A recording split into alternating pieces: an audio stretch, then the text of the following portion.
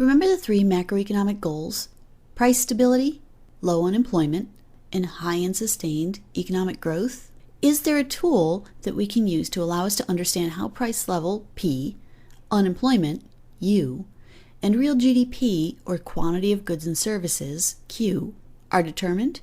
Well, we already have a tool, sort of. We'll just need to adapt it. It's the market tool, the supply and demand diagram. Think about it. The supply and demand in a particular market determine the price and quantity in that market. The issue is that the supply and demand in a particular market help me to find the price of one product, not the price level of all products, and the quantity of one product, not the quantity of all goods and services, also known as GDP.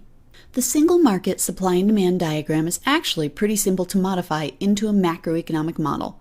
Instead of looking at the demand for one product or service, we look at the aggregate demand for all products and services. And rather than the supply of a single commodity or service, let's use the aggregate supply of all commodities and services. Then, the equilibrium will represent the macroeconomic equilibrium. Rather than the equilibrium price of a single product or service, it yields the equilibrium price level of the prices for all goods and services. And instead of the equilibrium quantity of a single commodity, the equilibrium quantity of all goods and services, i.e. the real GDP, is yielded. So let's take a closer look at our modified market model, starting with the aggregate demand.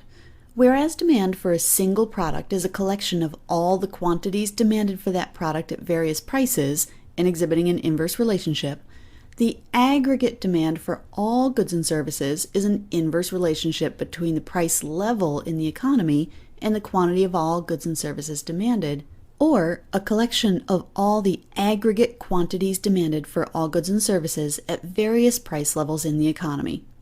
Why is there an inverse relationship? That is, why are fewer goods and services demanded when price levels are higher?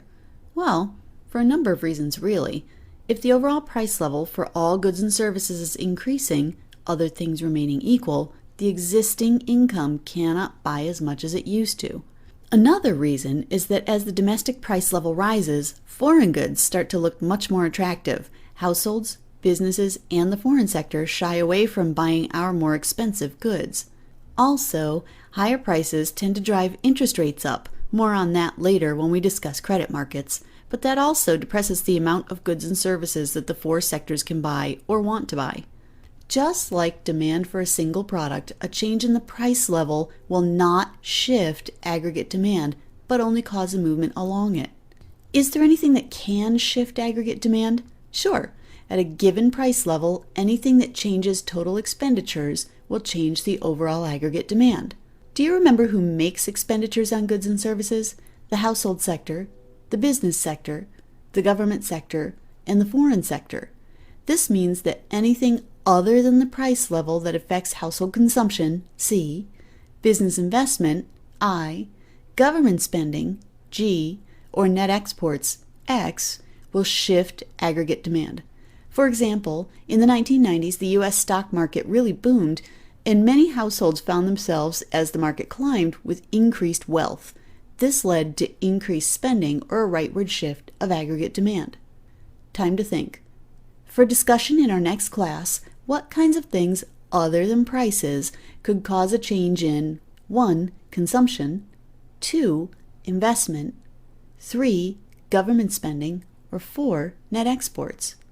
Now, what about aggregate supply? The aggregate supply is the direct relationship between the price level in the economy and the aggregate quantity of goods and services supplied. The aggregate supply curve, then, is just the collection of all price level, aggregate quantity supplied combinations. Why is aggregate supply upward sloping?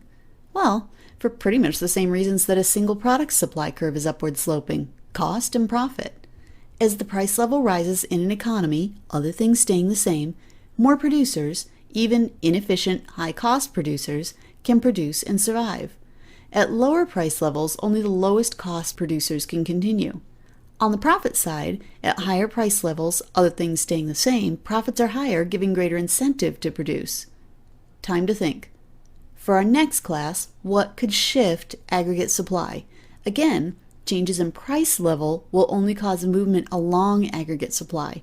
What types of changes could occur that would have a broad effect on all types of production throughout the economy?